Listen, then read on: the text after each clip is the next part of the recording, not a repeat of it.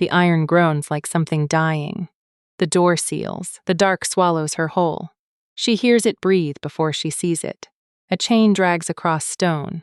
Slow, deliberate, like patience itself. 11 girls before her. None came back. The town said, "Feed the beast and the harvest will hold." The town said, "She's no one. Let it be her. She is 22 and she has never once been chosen for anything good. Tonight, she has been chosen." The breathing gets closer. Something vast moves in the black and stops. What does a monster do when it finally has what it's always been promised? The smell comes first. Old blood, wet fur, and underneath it something else. Something that doesn't belong on a monster at all. It smells like rain on hot stone, like a held breath. Ondine presses her spine to the cold wall of the underkeep and does not move. Because moving feels like the kind of thing that ends a life faster than standing very, very still. She had thought, climbing down into this dark, that she would be brave. She had practiced it on the long walk up the mountain, practiced the words she'd say if the beast gave her a chance to say anything at all. Something dignified. Something that would make the gossiping women of the square feel a flicker of shame when the story got back to them, if any story ever did. She had not practiced this, the absolute, animal stillness of not knowing where in the dark a death is standing. The chain drags again, closer. She can hear its claws on the stone, 4 points of sound, unhurried. She thinks of the girl 2 winters ago, Senna, with the gap in her teeth and the laugh too loud for church. Gone up this mountain in a yellow dress, because yellow was the only color she owned that didn't have a patch in it. No one heard from Senna again. No one expected to. Ondine had sat in the square the morning after, eating bread someone else's mother had baked, while old Mabel told the children that the beast was satisfied for the year and the crops would come in heavy, as if Senna's life were rain, as if girls were how the sky paid its debts. She wonders if this is what Senna heard, this slow tread, before she stopped being a girl with a loud laugh and became a thing the town didn't talk about. The breathing is right in front of her now. Hot and not unkind. That is the wrong thing to notice, but she notices it anyway. The way you notice the temperature of a room before you notice the people in it. She does the only thing she has ever done when the world gets too large and too loud, and there is nothing left to hold on to. She hums. It isn't a brave sound. It isn't even a song, not really. Just 3 notes. The same 3 notes her mother used to hum over the wash bucket before she died of the fever when Ondine was 6. 3 notes that have outlasted every other thing her mother ever was to her. Ondine doesn't remember her mother's face anymore. She remembers this. The breathing stops. Not retreats, stops. Like something holding itself very still to listen. The way she has been holding herself still to survive. She doesn't dare open her eyes wider, doesn't dare reach for the small mercy of seeing what's about to kill her. She just hums into the dark, 3 notes over and over, the only prayer she has left that isn't shaped like begging. And the monster lies down. She hears it happen before she understands it. The great weight of it settling, not toward her, not pinning her, but along the floor an arm's length away, close enough that the heat of its body changes the air. A long, low exhale, almost human in its weariness. The kind of sound a man makes at the end of a day he didn't think he'd survive. She stops humming. The silence that follows is its own kind of unbearable. "You're not." She starts, and her voice comes out wrecked, thinner than she meant it. She tries again. "You're not going to eat me." It isn't a question, not really. It's something closer to disbelief said out loud, so she'll have to believe it too. The beast doesn't answer, because beasts don't, but something in the dark turns toward her. She feels it more than sees it, a shift of weight and attention. And for one unbearable second, she could swear 2 points of light catch what little gray comes through the door seam above. Pale, not animal pale, not the flat shine of a wolf's eye in torchlight. Pale like winter sky, pale like something that used to be looked at with love. Then the dark closes again, and there is only the sound of breathing, two creatures, side by side, neither one sure yet what they've survived. She doesn't sleep. She doesn't think she's capable of sleep, not chained inside a mountain with a monster's heat, radiating against her side like a hearth that might, at any moment, decide to become a grave. But somewhere past the deepest hour, past the point where fear stops feeling sharp and starts feeling like exhaustion wearing fear's clothes, she drifts. And when the iron groans open at first light and rough hands haul her out into the gray morning, she is, impossibly, whole. She squints against the daylight like something newly born. The town is already gathering at the base of the mountain path, drawn by the rumor before the proof. And when they see her walking down under her own power, dressed dirty but her throat unmarked, the gathering goes utterly silent. Mabel is the first to speak. The old woman's face does something complicated, something between relief and suspicion, as if good news were a kind of insult to how things are supposed to work. "It let you live," Mabel says. "Not a question either. It didn't touch me," Undine says. And here's how strange that sounds even as it leaves her mouth. The silence holds a beat too long. "Then you'll go back," Mabel says, "and we'll see if the mountain agrees with itself twice." Nobody argues. Nobody ever argues with Mabel, and certainly not on behalf of the girl no one claimed when her mother died. The girl who grew up sleeping in whatever barn would have her, eating at whatever table had scraps to spare. Undine has spent 22 years learning the shape of her own unimportance. She has gotten good at not flinching when she hears it spoken aloud. She nods. Some small, stubborn thing in her chest. Not hope. She won't call it hope.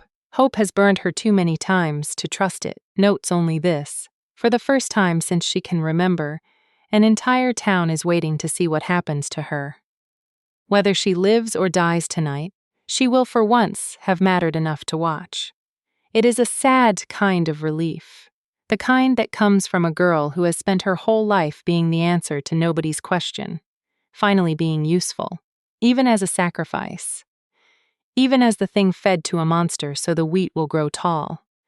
She goes back up the mountain at dusk without being dragged. The second night, she brings the humming on purpose. She'd thought about it all day. Sitting on the hay in the loft, she rents from a farmer who charges her in chores rather than coin, turning the question over like a stone she couldn't put down. Was it the sound? Or was it luck? Or was it simply that the beast hadn't been hungry yet? She doesn't know. She only knows that she survived once, and the only thing she did differently than 11 girls before her was make a sound her mother used to make. So she hums from the moment the iron door groans shut behind her, before her eyes have even adjusted, before the smell of rain on stone and old blood reaches her again. She hums into the absolute black like it's a rope she's throwing across a gorge, hoping something on the other side will catch it. Something does. The chain drags, slower this time, almost lazy, and she hears the same vast weight settle nearby. Closer than last night, she thinks, though it's hard to be certain of distance in a dark this complete. She keeps humming. 3 notes, the same 3 notes, until her throat goes dry and she has to stop, and in the silence that follows she hears, for the first time, something that isn't breathing.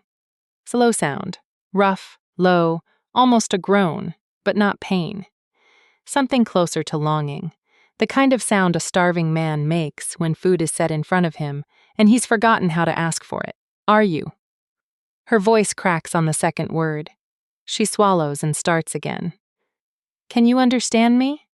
Nothing, just the heat of it, breathing. I'm going to talk anyway, she says, and there's something almost defiant in it, something that surprises her. No one's ever minded my talking before, mostly because no one's ever been around to hear it. She tells it about the farmer's wife who docks her pay for breathing too loud near the chickens. She tells it about Senna's laugh, the gap in her teeth, how nobody in the square will say her name anymore, like silence can undo what happened. She tells it, in a voice gone soft and strange in the dark, about her mother's hands in the wash water, about the 3 notes that are all that's left of a woman who used to exist. The beast doesn't move while she talks, doesn't shift, doesn't growl, doesn't do any of the things a story like this one, 11 Dead Girls Deep, should have taught her to expect. It simply lies there, close enough now that she can feel each slow rise and fall of its breathing against the air between them, and listens. Somewhere past midnight, exhaustion drags her under despite herself, and she wakes. She doesn't know how much later, to find something has shifted closer in the dark. Not touching, never touching, but close enough that when she puts her palm flat to the cold stone floor between them, she can feel the warmth radiating from its body like the last coals of a fire someone forgot to bank. She does not pull her hand back. In the underkeep, in that breathing dark, something that has killed 11 girls without hesitation lies very still, and lets a 12th girl fall asleep beside it, unharmed, for the 2nd night running. Above the mountain, in a tower room with windows, shuttered against moonlight he cannot survive looking at, a man who has not been a man since before dawn paces a floor he's worn smooth with 100 years of the same restless circle. He doesn't sleep when the curse holds him. Not truly. Some animal vigilance keeps him moving even in human hours. Some habit of waiting for the moment it will happen again. He has long since stopped hoping for anything from these nights except their ending. He doesn't yet let himself believe what his body already knows. The 3rd night, she brings him something. Not food. She has none to spare. Not on what the farmer's wife pays her, but a strip of cloth torn from her own underskirt, soaked in the well water before she came up, because she'd noticed, the 2nd night, a raw place at his ankle where the chain has worn through fur and skin both. She doesn't know if a beast feels pain the way a person does. She doesn't know much of anything about what she's doing. Kneeling in pitch dark beside a creature large enough to end her existence with a single uninterested motion, reaching toward a wound she can't see, guided only by the heat coming off him and the place where the chain's clink goes wrong, too close to skin. "Hold still," she says, which is absurd, talking to a monster like it's a spooked horse. "I'm not going to hurt you. Not that I think you'd notice if I tried." The growl that answers her isn't a warning. She's learning the difference now, the way you learn the difference between a dog that means it and a dog that's only talking. This one is almost amused. She presses the damp cloth to the raw place at his ankle and he goes rigid, every muscle in that vast body drawing tight, and for one heart-stopping second she thinks she's misjudged everything, thinks this is the moment the 11 other girls each had, the moment before. Then he exhales, long and shuddering, and the tension drains out of him like water finding its level. And he lets her tend the wound in silence. In the dark, his enormous head turned just slightly toward her the whole time, as though he doesn't want to miss whatever happens next. When she's done, she doesn't move away. "You're not what they say you are," she tells him, and it isn't a question this time. "I don't think you ever were." He makes a sound she's never heard from him, quieter than the growl, rougher than a breath. Almost a word, if a beast had words. Almost grief. She reaches out before she can think better of it and rests her palm against the side of his face, where fur gives way to something almost like a jaw, almost like the structure of a man beneath all that wrongness. He goes still again, the same rigid stillness as before, but this time she understands it, not threat. Something closer to a man holding his breath because he's afraid that breathing will end whatever this is. "I'm not afraid of you," she says, and is startled to realize it's true. "I think I should be. I think everyone would tell me I'm a fool. But I'm not." The beast turns his head, slow, careful, and presses his face into her palm. Not the violence of a bite, nothing close to it, just weight. Just the simple animal fact of leaning into a touch the way something starved leans into warmth. She feels the rough scrape of what might be a scar along his jaw, a single line through fur that doesn't quite grow right, like an old wound that never fully healed. She doesn't know yet what put it there. She only knows it's the first thing about him that feels like a person rather than a myth, a mark, a history, a body that has lived through something and kept the proof of it. She doesn't pull away, neither does he. In the dark, on the third night, the beast that the town believes will eventually kill her instead falls asleep with his face in her hand, and Ondine sits very still so as not to wake him, listening to the slow, steady rhythm of a heart that beats far too much like her own. She doesn't tell the town that part. When the iron door opens at dawn and she walks down the mountain again, unmarked, she only says the same thing she said the first time. It didn't touch me. She doesn't have words yet for what it has done instead, and even if she did, she doesn't think this town that traded Senna's laugh for a good harvest, deserves to hear them. Mabel watches her walk through the square with an expression that has stopped being relief and started being something colder. 3 girls have survived now, where 11 did not. The math of it sits wrong on the old woman's face, like a debt that hasn't been paid the way it's supposed to be paid. 3 nights, Mabel says, when Ondine passes close enough to be spoken to. No girl's ever lasted 3 nights. Maybe it's tired of killing, Ondine says, and means it and doesn't expect to be believed. Or maybe, Mabel says, voice gone thin and careful, you're doing something to make it spare you. And a girl who can charm a monster is a girl this town should be watching. Ondine doesn't answer. She has learned, over 22 years of being unwanted, that there is no version of an answer that satisfies a person who has already decided what you are. She walks on toward the loft and the chores that buy it, and doesn't see the way Mabel's eyes follow her the whole length of the square, weighing something, deciding something, the way the old woman has decided things about girls before and been believed without question every single time. By the 7th night, she has stopped being afraid of the dark itself, which is its own kind of strange.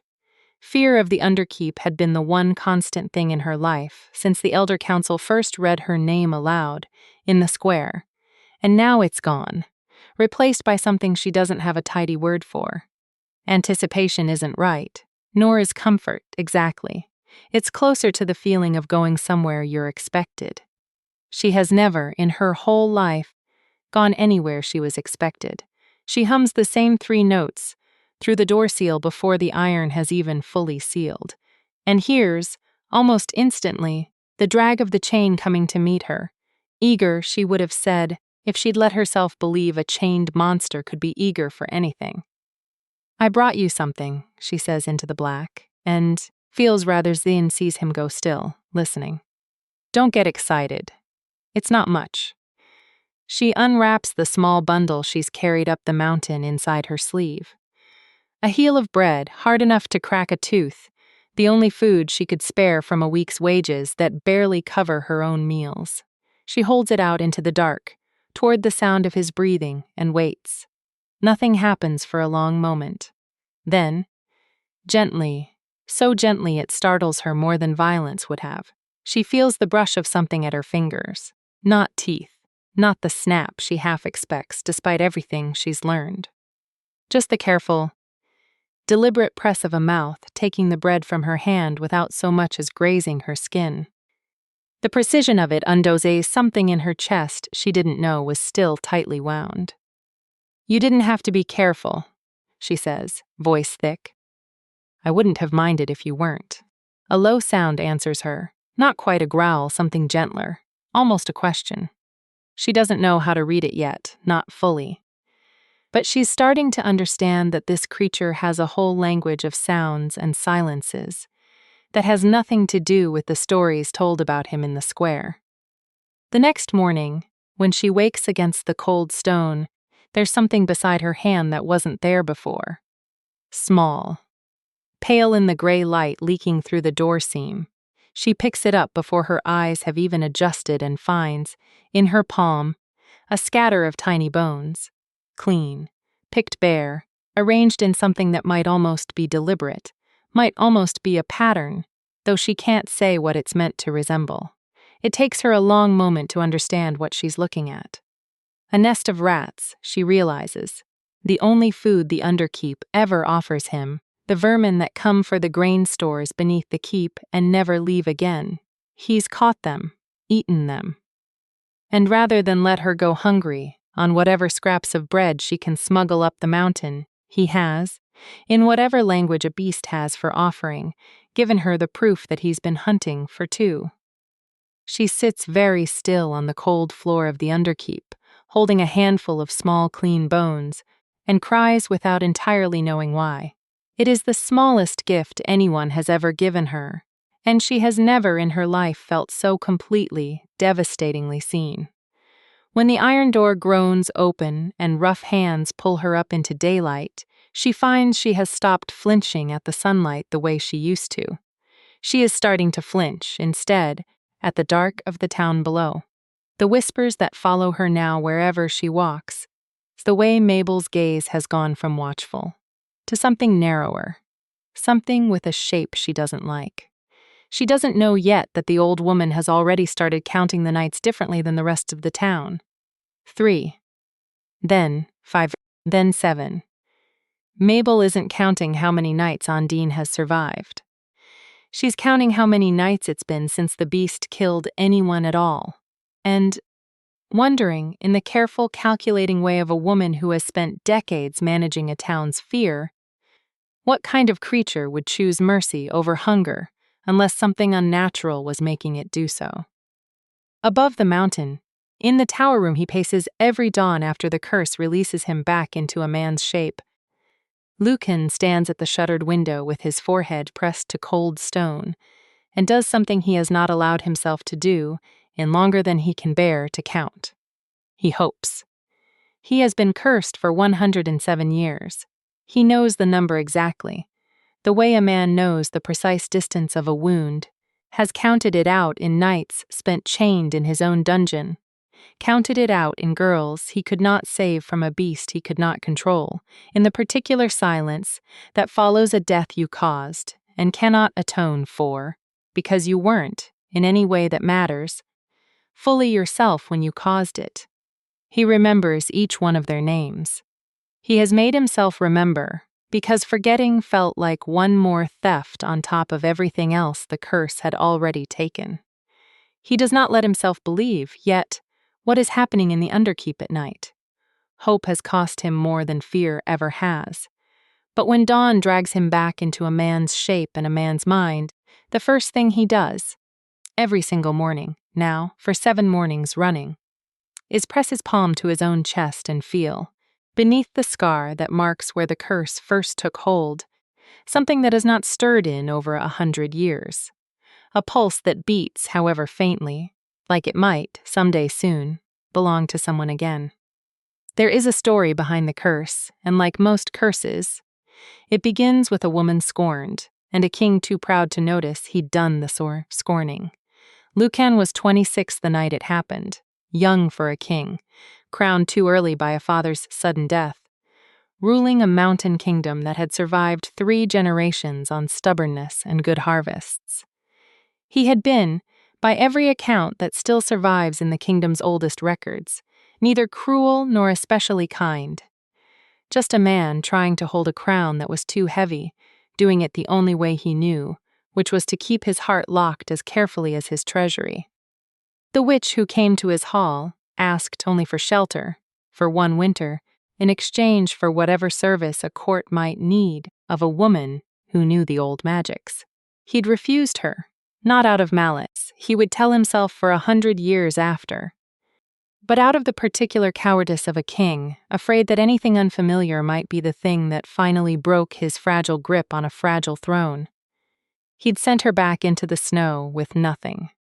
She did not survive the winter she'd asked shelter from.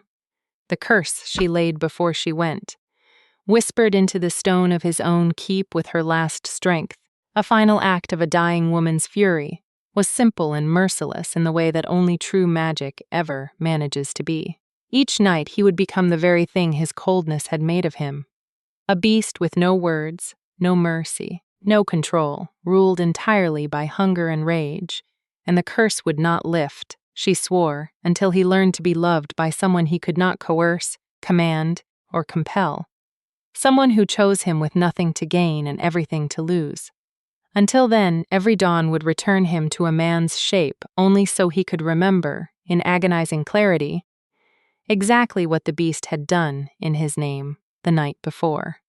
The town, terrified of a creature that tore through the mountain pass for 3 months before anyone managed to chain it, decided, in the particular logic terror always finds eventually, that the beast could be fed instead of fought.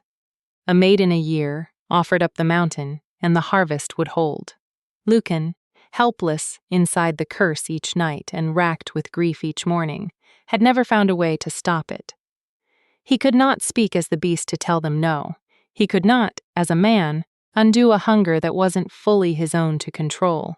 All he could do, century after century, was try, in whatever broken, beastly way the curse allowed him, to spare the girl in front of him, and fail, again and again, until even trying started to feel like one more cruelty he was inflicting on someone too kind to deserve it. 11 girls. 11 mornings of waking as a man with someone else's death in his hands and no way to have prevented it. Because the curse did not care what he wanted. It cared only what it had been built to punish. Until a girl with 3 notes hummed in the dark, and a voice that didn't shake when she said, "I'm not afraid of you." He doesn't know yet that it isn't the humming that calmed the beast in him. He doesn't know that beneath the curse's hunger, beneath 100 years of rage with nowhere safe to land, something far older and far simpler than magic recognized her the moment the iron door sealed behind her on that first night. Recognized her scent, the way a starving man recognizes bread, the way a drowning man recognizes air, a mate. The one bond a curse built on coercion could never override, because it was never coerced at all. He doesn't know it yet. But the beast already does. The beast has known it since the first night, has known it in whatever wordless place a beast keeps its knowing, and that is the entire reason 11 girls died and a 12th is, somehow, impossibly, still breathing. On the 9th night, Undine asks him a question she has been holding for days. "Were you always like this?" she says into the dark. After the door has sealed and the bread has been shared, and the silence has settled into the particular comfortable shape it takes now, between them. "Or did something happen to you?" The growl that answers isn't fear, isn't refusal. It's grief. She recognizes it now, the same way she's learned to recognize the difference between his hungry sounds and his careful ones. She reaches out in the dark, finds the rough place where his fur gives way to scarred jaw, and rests her hand there the way she has every night since the 3rd. "You don't have to tell me," she says. I think something happened to you. I think you didn't choose this." She pauses. "I think maybe nobody chose this except whoever decided it should happen to you." He presses his face into her palm, slow, the way he always does, and makes a sound low in his chest that she has started to understand as something like yes, not words. Never words, not in this shape. But understanding, all the same, the particular communication of 2 creatures who have run out of other ways to be heard and found, instead, this. "I had a mother who hummed 3 notes over a wash bucket," she tells him, because it feels, suddenly, like the truest thing she has to offer. "And then she died, and nobody in this whole town ever looked at me again like I was worth keeping. They kept me alive because it would have been a scandal to let an orphan starve in the square, where everyone could see. That's not the same as wanting me." She swallows. "I think that's why it didn't feel as terrible as it should have, being chosen for this. At least someone decided I was worth something. Even if what I was worth was this, being eaten." The beast goes very still. Then, slowly, with a care that doesn't match anything the stories ever said about him, he shifts closer in the dark and lowers his great head into her lap, the full weight of it, trusting her with a vulnerability that feels, suddenly, larger than either of them. She sits with her hand resting on the broad plane of his skull, between where his ears would be on something less monstrous, and understands, without being told, without any words passing between them at all. that this is the closest thing to comfort either of them has been offered in longer than either can bear to remember. "You're not what they say you are," she tells him again, quieter this time. "I think I knew that the first night. I think some part of me has always known the things people decide about you aren't usually the truth of you. They decided I was nothing worth keeping. They're wrong about that, too." He doesn't answer, not in any way a person could repeat.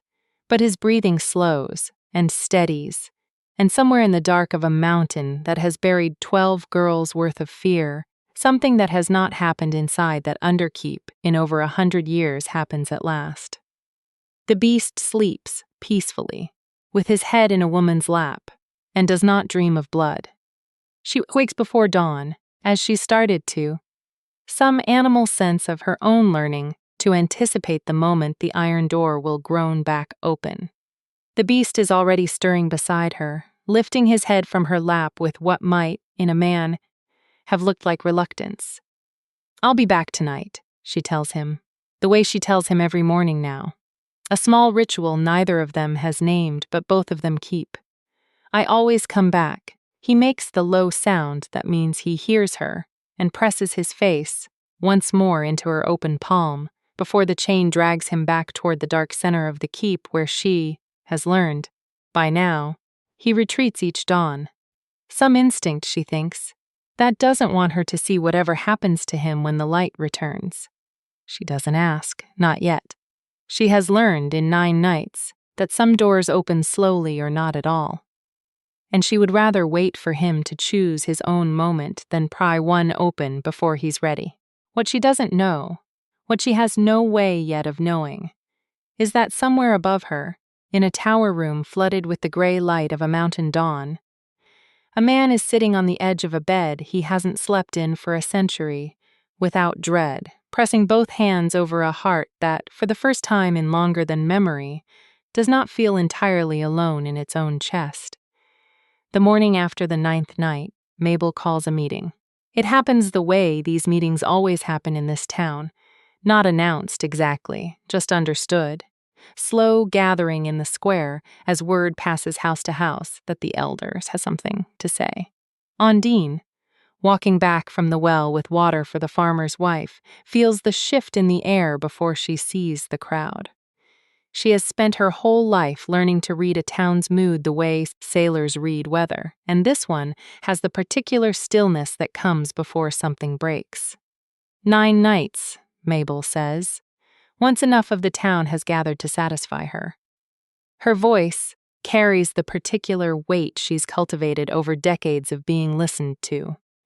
No girl in living memory has lasted 9 nights with the beast beneath the mountain. 11 girls before her did not survive a single one. A murmur moves through the crowd. Ondine stands at its edge, water jug heavy on her hip, and feels every eye that turns her way like a small physical weight. "I am not accusing her of anything," Mabel continues, in the tone of a woman who is in fact accusing someone of something. "I am only asking what the rest of you are too polite to ask. What is a girl doing up there, 9 nights running, that the beast has decided to spare her when it spared no one else? What is she doing to it? Maybe it's just tired of killing," someone offers from the crowd. A younger voice, one of the few who's never quite believed the old stories the way the elders insist on them. "Beasts don't tire of their nature," Mabel says, sharp. "They are fed or they feed. There is no third thing a beast can be." She turns finally to look at Ondine directly, and there is something in the old woman's eyes that Ondine recognizes from a lifetime of being looked at this way. Not hatred, exactly. Something colder. The particular fear of people who have built their whole understanding of the world on a story and cannot bear the thought that the story might have been wrong the whole time. "Unless," Mabel says, slow and deliberate, "there is a third thing after all. Unless someone in this town knows the old magics better than the rest of us. Unless someone has found a way to charm a monster that none of the 11 girls before her thought to try." The word she doesn't say yet hangs in the air anyway. Which? Ondine feels it land on her like a stone dropped from a great height, feels the crowd's attention shift from curiosity to something with sharper edges. "I haven't done anything," she says, and her voice comes out steadier than she feels. "I just talk to it. I'm not afraid of it. Maybe that's all it ever wanted from any of us." "Or maybe," Mabel says, "you've found a way to bind it to you that the rest of us should be very afraid of." Nobody argues with her. Nobody ever does. Ondine stands at the edge of the crowd, holding a water jug too heavy for the silence around her, and understands. With the particular cold clarity of someone who has spent her whole life being the convenient answer to other people's fear, that surviving was never going to be enough to keep her safe. Being believed was always going to be the harder thing to earn.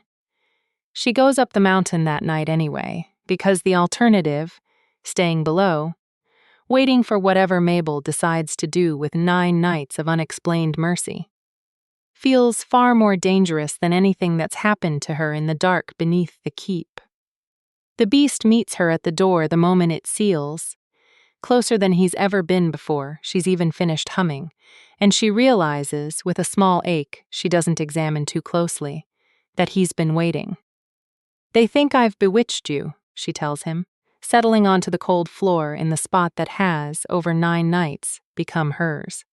Mabel said it in front of the whole square. Witch. You know what they do to witches in towns like this one. The growl that answers her is low and angry, not at her. She understands immediately, some quality in it making the distinction clear even without words. Angry on her behalf. Protective in a way that startles her with how much she wants to believe in it. "I'm not afraid," she says, though it isn't entirely true, not anymore. "I survived 11 other people's deaths by being nobody worth noticing. I don't know how to survive being noticed for the wrong reason." He presses against her side, the full warm weight of him, and she leans into it without thinking, the way she's learned to over 9 nights of nights, the way a person leans into the one thing in their life that has never once made them feel smaller for needing it. "Tell me something," she says, after a long quiet. "Anything. I know you can't. I know there aren't words for you, not like this. But I want to ask anyway, because I think some part of you understands, even if you can't answer." She doesn't finish the question. She doesn't need to. The beast turns his great head toward her in the dark, and for one suspended moment, in the thin gray light leaking through the door seam above, she catches the pale shine of his eyes again, close enough this time that she can see, with a shock that goes through her entire body, that they are not a beast's eyes at all. They are too aware, too full, too much like the eyes of someone who is, in this exact moment, trying with every fiber of himself to find a way to speak that the curse has stolen from him. "You're in there," she breathes. "Whoever you are, you're still in there." The sound that answers her isn't a growl at all. It's something broken open, something that, if it had words, might have been a man's voice finally given the chance to say, "Yes, please, see me." After 100 years of nobody looking long enough to notice there was anything left worth seeing. She doesn't pull away. She reaches up instead, slow, careful, and presses her forehead to the broad, warm plane of his skull, the two of them breathing together in the dark, and something in the air between them, something that has been building for 9 nights without either of them having a name for it, finally, unmistakably, settles into place. It feels, she will think later, less like falling and more like coming home to a place she didn't know existed. The pull between them isn't a decision either of them makes. That's the part that frightens her most. Lying awake against his side on the 10th night, listening to the slow rhythm of his breathing. She didn't choose this the way you choose to like a person. Didn't weigh his kindness against his danger and decide the kindness won. It simply happened to her, the way weather happens, the way a held breath finally lets go. Her whole body had recognized something about him before her mind caught up to ask why, and now that it's caught up, she finds she has no real defense against it at all. She tells herself it's foolish. She tells herself, lying in the dark with her hand resting against fur that should terrify her and doesn't, that wanting to stay here, wanting, impossibly, more of this, is the kind of thing that gets girls killed in stories exactly like this one. And then the beast shifts in his sleeps, draws her fractionally closer without waking, and every careful argument she's built dissolves like frost in morning light. She doesn't fight it after that. She simply lets herself feel it, the pull, the warmth, the absolute certainty in her chest that whatever this is, it is the truest thing that has ever happened to her. On the 12th night, she finally finds the courage to ask him outright.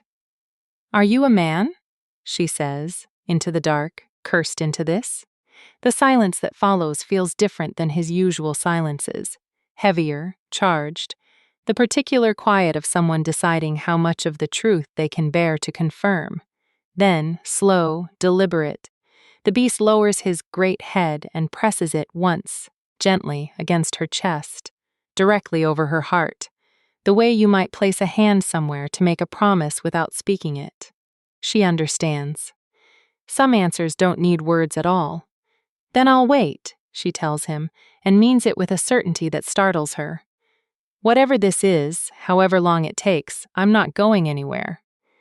The sound he makes in response is the closest thing to a sob she has ever heard a creature without a human throat manage, and she holds him through it. The two of them tangled together in the dark beneath a mountain that has spent a century believing this room held nothing but death. The 14th night begins exactly like the others. The iron door, the dark, her 3 notes hummed before her eyes adjust. Until it doesn't. She feels it the moment she steps through the door. Something different in the air, a wrongness that has nothing to do with the beast, and everything to do with the way the chain doesn't drag toward her the way it always has.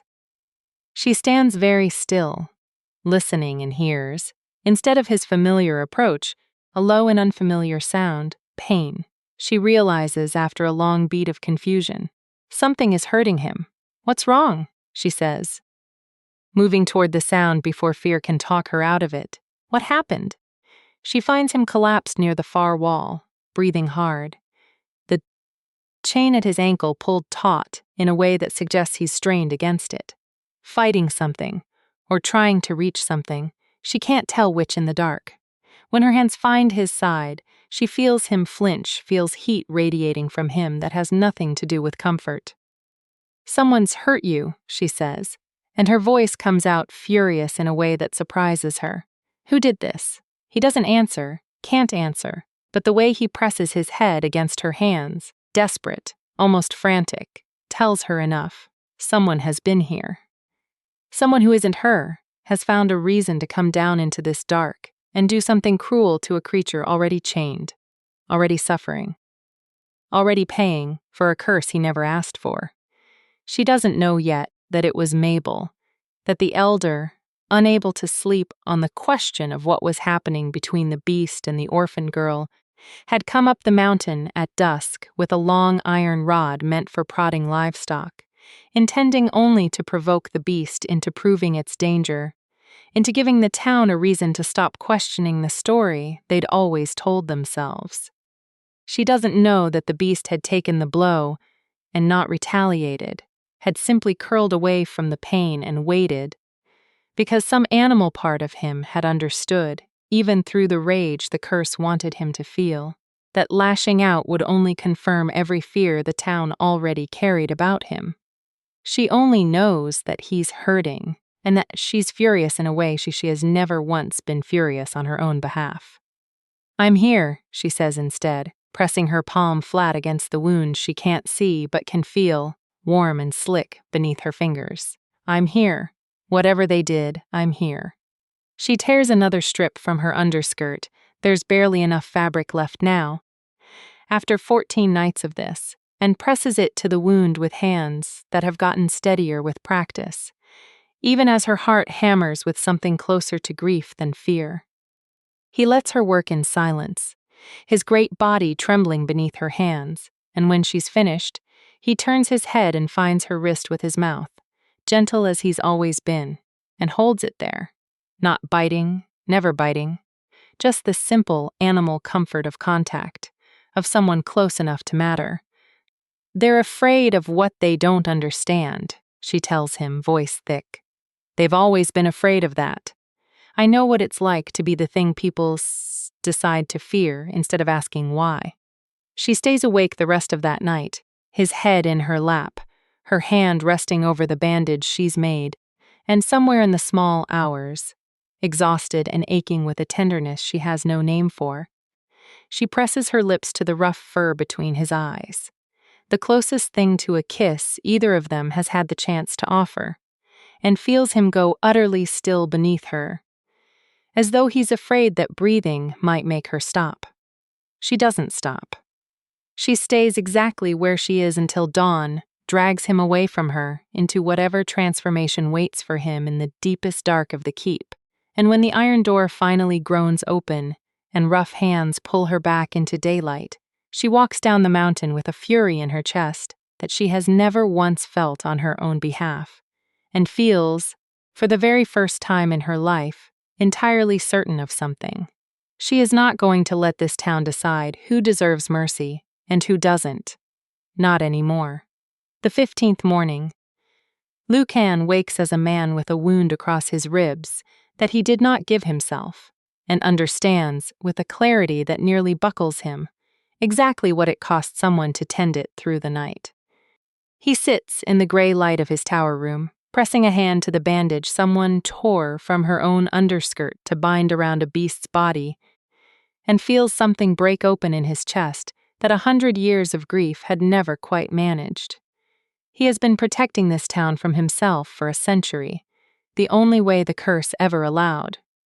Sparing what he could, grieving what he couldn't, hiding behind a monster's silence, because a monster's silence was the only mercy he had left to offer anyone. He has let himself be feared, because being feared kept people at a careful distance, kept the worst of what the curse could do contained to a chained dark beneath a mountain instead of loose in a kingdom he was supposed to be protecting. But she came close, anyway. She came close every single night, humming 3 notes into the dark like a girl who didn't know enough to be afraid, and, instead of teaching her to fear him, the way the curse seemed designed to ensure, something in him had simply recognized her. Had known her scent the way a starving thing knows bread, the way the rest of his life had known only hunger, until the moment she walked through that door and his entire ruined body had gone, impossibly, calm. He understands it now, sitting in the gray dawn light, with her makeshift bandage at his ribs. He has read enough of the old stories. In the 100 years he's had nothing to do but read. To know what it means when a curse built on coercion meets a bond the curse cannot coerce at all, a fated mate. The one thing 100 years of his own self-loathing never let him hope for, because hoping for it had always felt like one more cruelty to inflict on whatever girl the curse might someday give him. What right did he have?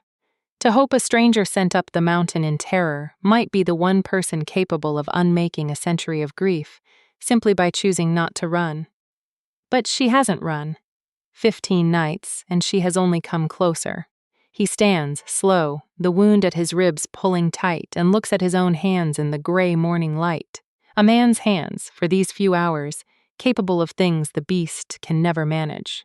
Capable, perhaps, of finally doing something other than waiting in the dark for mercy he doesn't believe he deserves.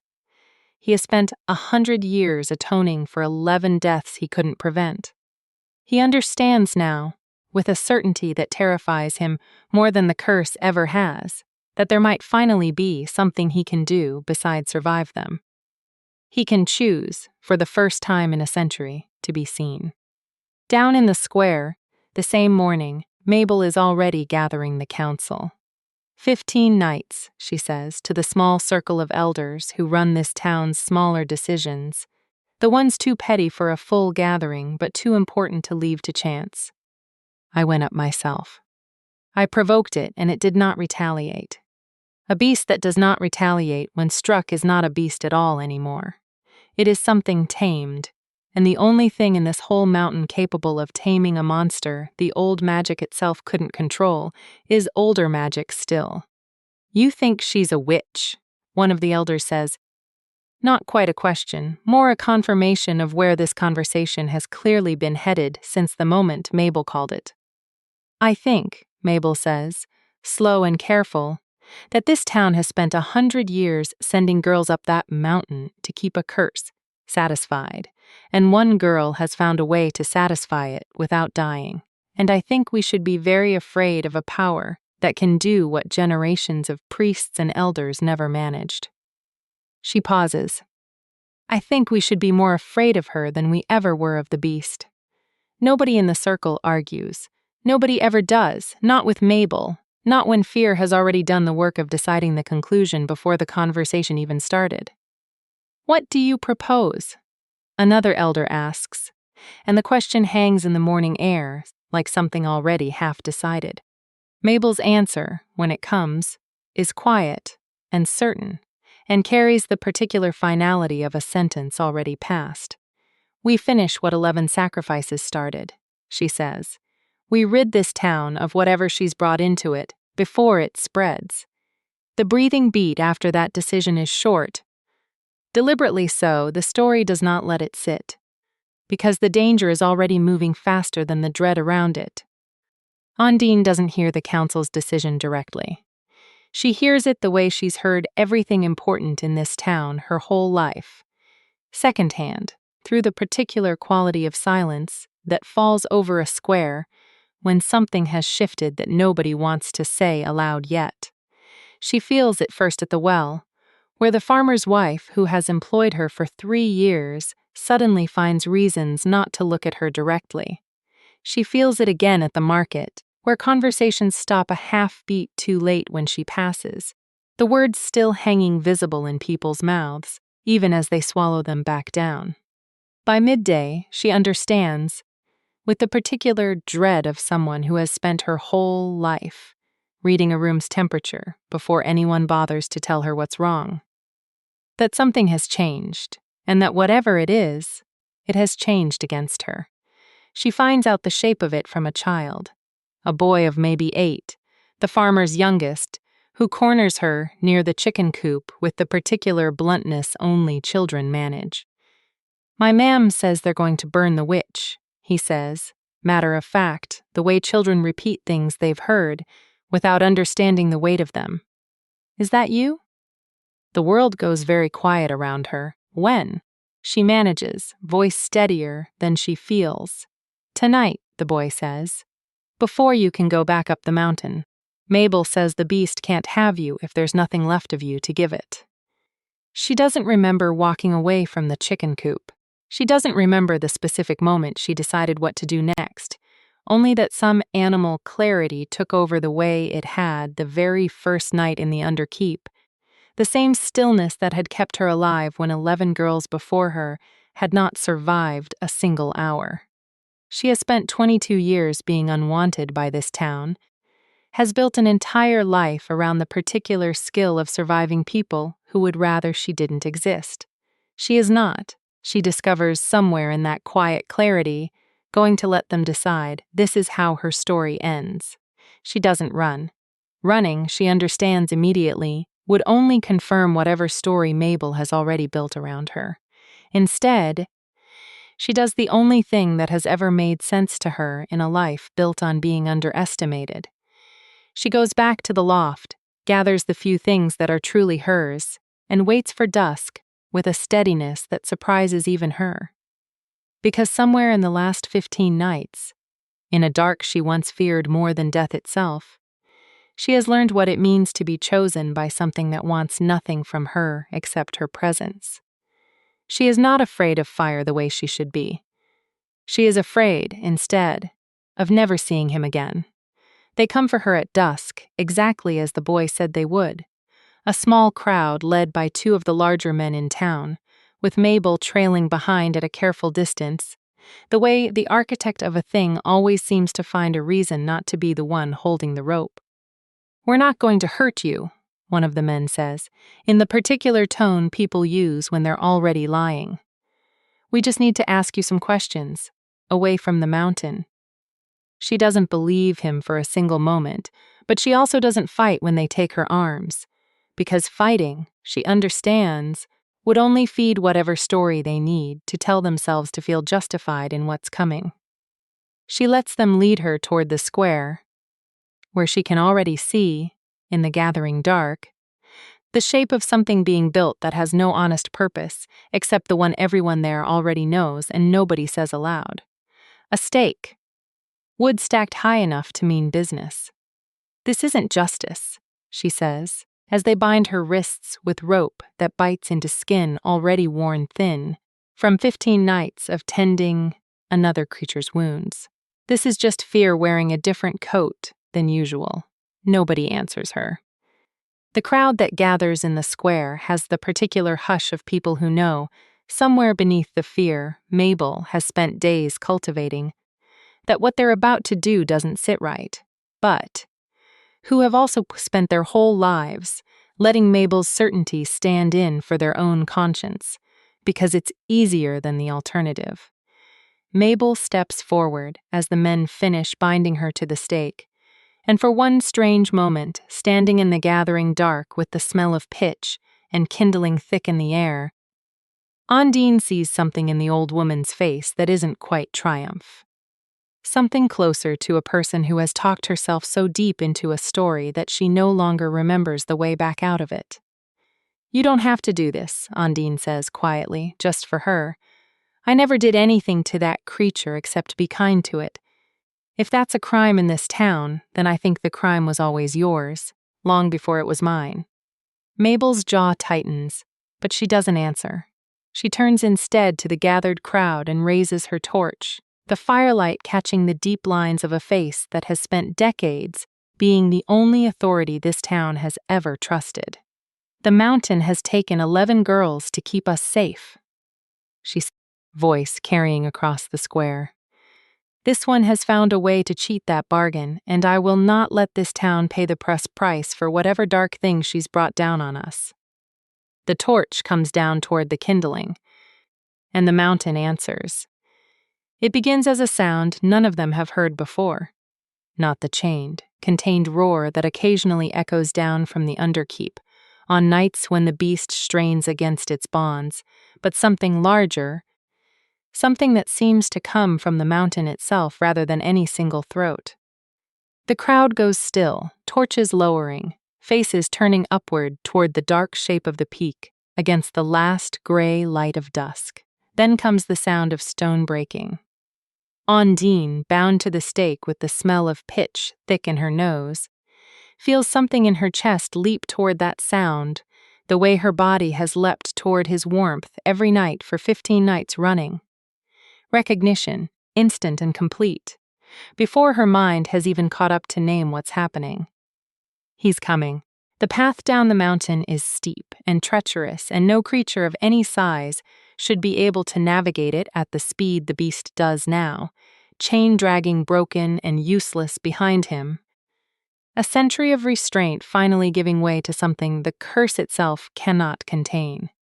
He comes down off the mountain like a storm given shape, and the crowd that has gathered to watch a girl burn scatters before him, with the particular chaos of people who have spent 100 years being told to fear exactly this moment, and never once imagined it would come for them in the open, under a darkening sky, with no chain to hold it back. Mabel doesn't run.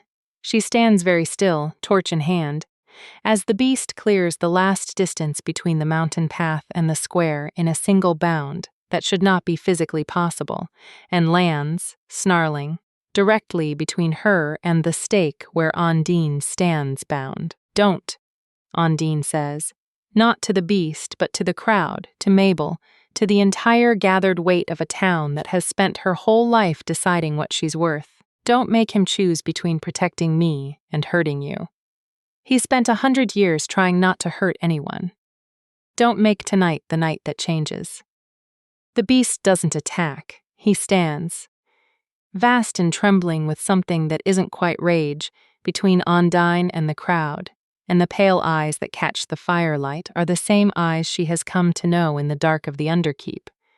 Too aware, too human, too full of grief for a creature the stories insist has none. "It's not killing anyone," someone in the crowd says, voice shaking. "Look, it's not. It's protecting her. Another voice says, slower, the realization landing like something physically heavy. It came down off the mountain to protect her. Mabel's torch trembles in her grip.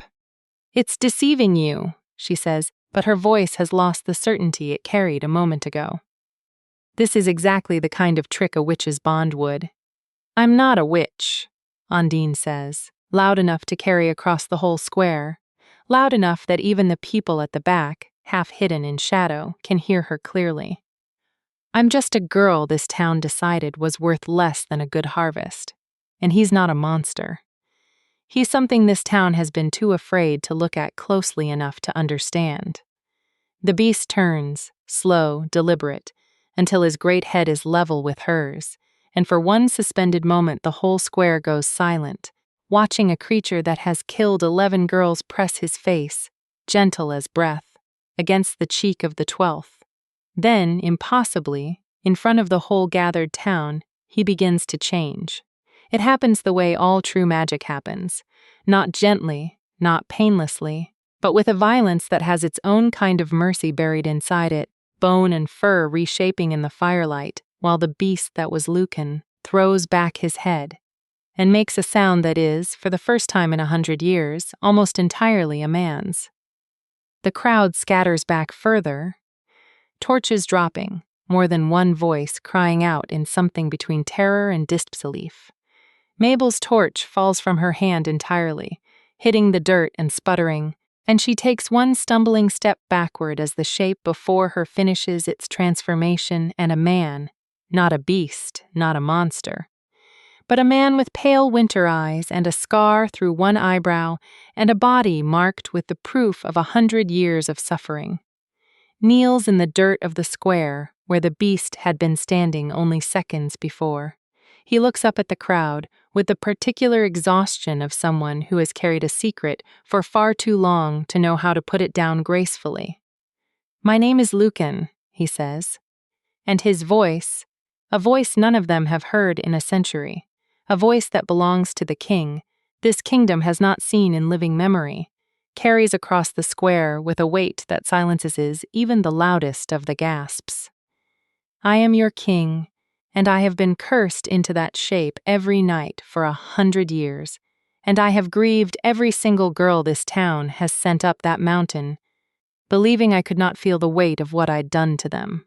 He reaches up, with hands still trembling from the transformation, and begins working at the knots binding Undine's wrists, with a tenderness that makes the whole square go very, very still.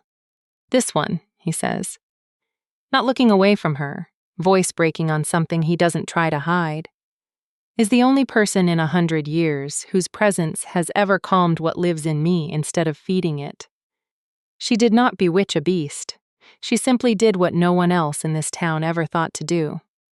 His hands finally free her wrists, and he takes them both, gently, the rope falling away into the dirt. She looked at the thing everyone told her would destroy her, and she stayed anyway.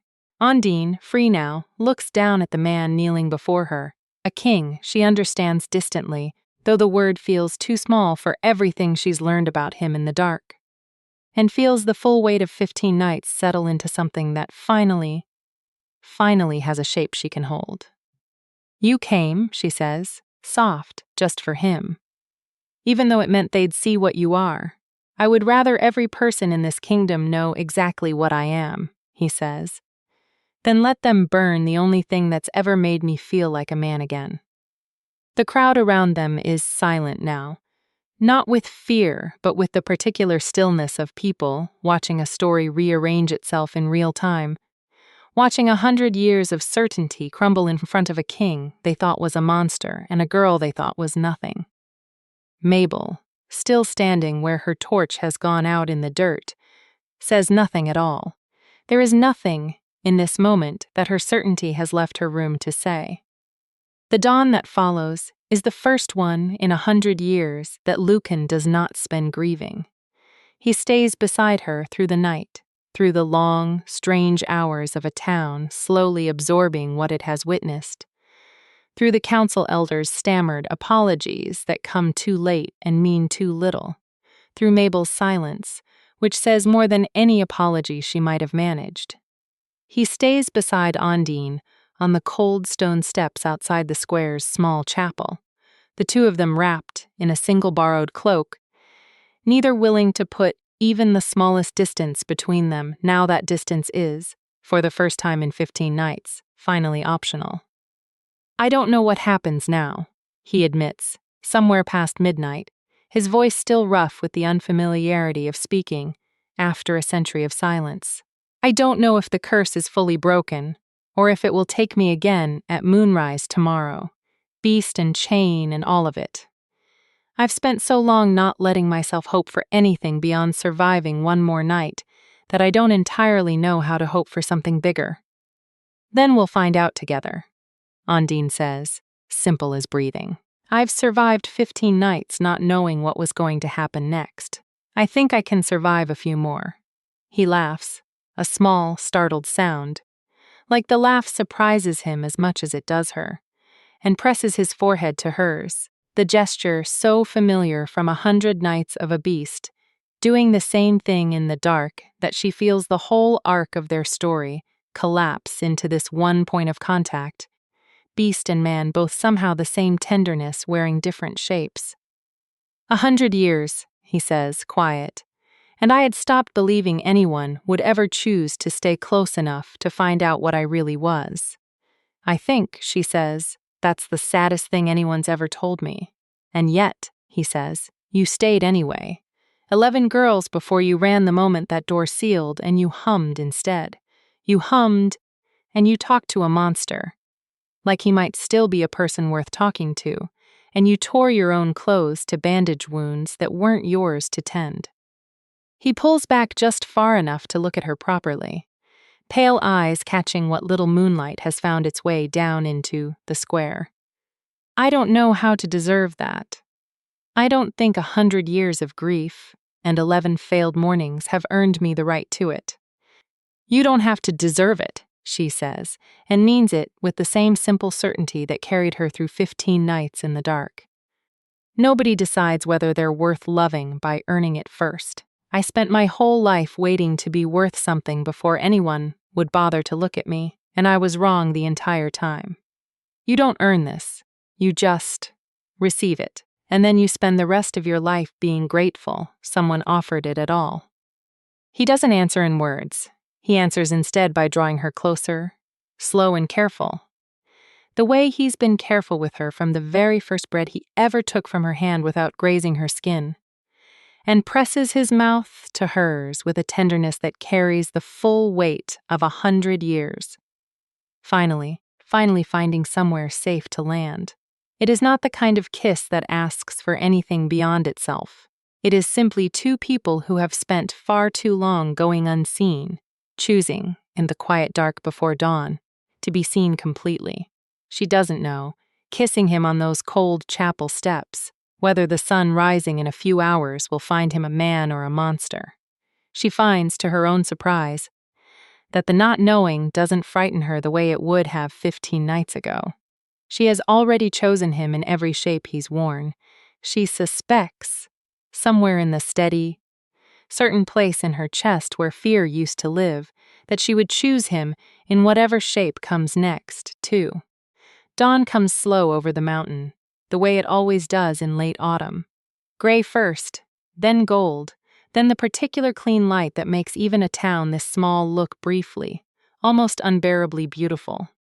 Ondine sits beside Lucan on the chapel steps as the first true light breaks over the eastern ridge and feels him go tense beside her, every muscle drawing tight the way it always has in that last hour before a transformation neither of them can control. "Whatever happens," she says, taking his hand, lacing her fingers through his without hesitation, "I'm right here. I'm not going anywhere." He doesn't answer. He can't, not anymore, his jaw already beginning to shift, the bones of his hand tightening around hers with a strength that should frighten her and doesn't. Not after everything. She holds on anyway, through the whole agonizing, familiar process, watching a man's shape strain toward a beast's the way it has every dawn for 100 years. And then it stops. It simply stops halfway through, the transformation reversing itself with a shudder that runs the length of his entire body. Bone and muscle settling back into the shape of a man with a suddenness that leaves him gasping against her shoulder, his whole frame shaking with something that isn't pain. The sun climbs fully over the ridge. He is still a man. "Lucan," she breathes, hands cupping his face, searching his eyes for the truth of it. "Lucan." "It's gone," he says, voice wrecked, disbelieving. "I don't. I can feel it, the absence of it." Like a wound finally closing. He looks at his own hands in the morning light, turns them over like he's never seen them before. Like a man rediscovering a body he thought he'd lost 100 years ago. "She said someone would need to love me without anything to gain," she said. His voice breaks entirely. "I didn't know if it was even possible anymore. I'd stopped believing it could happen to someone like me." "It happened," Undine says, and finds she's crying, the particular relieved kind of crying that comes after holding fear for far too long, and finally being allowed to set it down. "It happened because you never stopped trying to be gentle, even when gentleness cost you everything. 11 girls, and you spared every single one you could. That's not nothing, Lucan. That's not a man who deserved 100 years of punishment." He pulls her into his arms, fully a man now, fully solid and warm and present in a way that the beast's vast heat in the dark never quite allowed, and holds her there in the climbing morning light, while the square around them slowly fills with townspeople emerging from their houses to find their king, restored, holding the girl they tried to burn the night before, with a tenderness that needs no further proof to anyone watching. Mabel stands at the edge of the gathering crowd, silent, her face doing something complicated in the morning light. Not quite shame, not quite relief. Something closer to a person watching the careful architecture of her whole life's certainties come apart in real time, and finding, to her own surprise, that she doesn't entirely mourn the loss. Undine sees her there, sees the old woman's careful stillness, and untangles herself gently from Lucan's arms long enough to cross the square toward her. "You tried to have me burned," she says, not unkindly, just stating the fact of it plainly, the way she's learned to state most hard things. "I did," Mabel says, and doesn't look away, which Undine finds, despite everything, that she respects. "I forgive you," Undine says, and watches the words land on the old woman like something physically heavy. "Not because what you did was right. It wasn't, but because I understand what it is to be so afraid of the world not making sense that you'll do almost anything to make it make sense again, even if it costs someone else everything." She pauses. "I spent my whole life being the answer to other people's fear. I don't want to spend whatever's left of it being angry at people for being afraid. I'd rather spend it being someone this town finally has reason to look at differently." Mabel's composure, carefully held through everything else, finally breaks, just slightly, just enough to show the exhausted, frightened old woman underneath 100 decisions made in the name of keeping a town safe from things she never fully understood.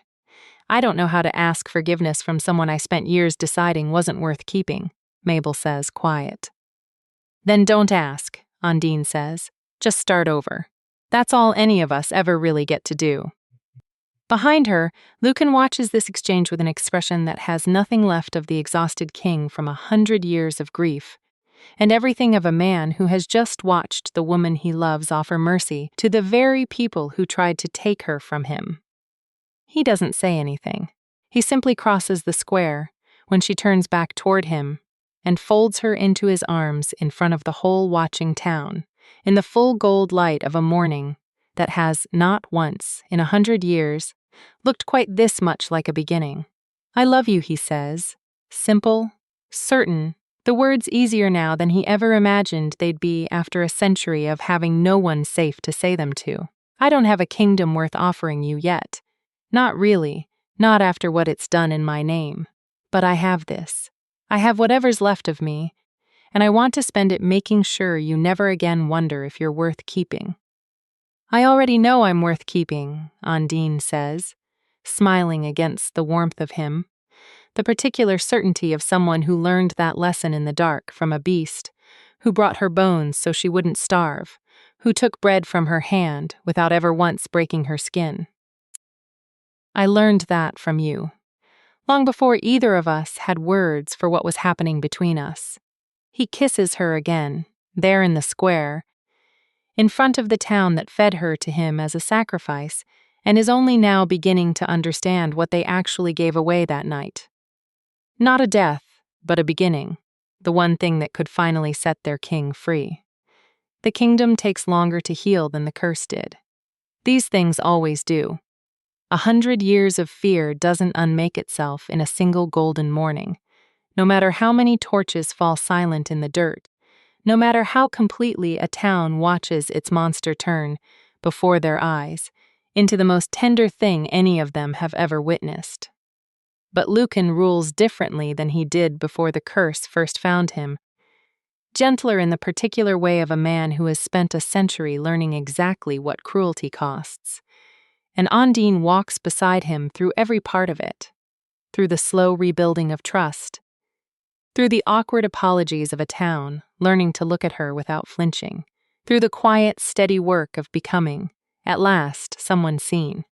She still hums sometimes, in the evenings, the same 3 notes her mother left her, not out of fear anymore, never that, but because some habits outlast the reasons we built them, and some of the truest comforts are the ones we carry forward simply because they're ours.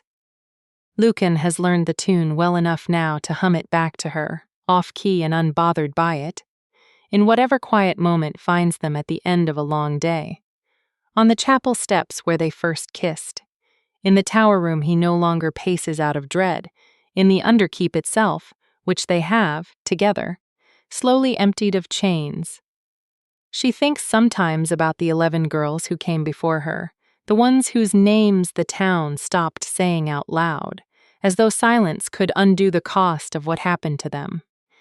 She has made sure in the months since that their names are spoken again, carved now into the chapel wall where Lucan first knelt to free her hands, a small mercy that costs nothing and means everything. The kind of gesture she has learned, over a lifetime of being unwanted, makes all the difference to the people left holding grief with nowhere to put it. And on the nights when the moon is full and bright enough to make even an old, cursed mountain look gentle, she and Lucan walk the path up to the underkeep together. Not because they have to anymore, but because some places deserve to be visited with love instead of fear, deserve to have their darkest history slowly, patiently, replaced with something kinder. They sit where the chain used to drag across stone, where a beast once lowered himself, trembling, at the feet of a girl who hummed instead of screaming, and they let the quiet settle around them the way it did on that very first night. Except now, there's nothing to fear in it. Now it's only the 2 of them, breathing together in the dark, the way they always have, the way they always will. She was the sacrifice this town decided it could afford to lose. She became instead the one thing that finally taught a cursed king, and an entire frightened kingdom, what it means to be loved without conditions, without coercion, without anything at all to gain except the simple, undeserved mercy of being chosen. And if you ever climb a mountain like that one, into a dark you think will surely be the end of you, I hope you remember her. The girl who hummed instead of running, who reached toward the monster everyone told her would destroy her, and found, instead, the only soul in 100 years who had ever truly been waiting to see her. Thank you for staying with me through this one. If her story moved something in you, stay a little longer. There are more like hers waiting in the dark. More girls who were told they were nothing. More beasts who turned out to be something else entirely.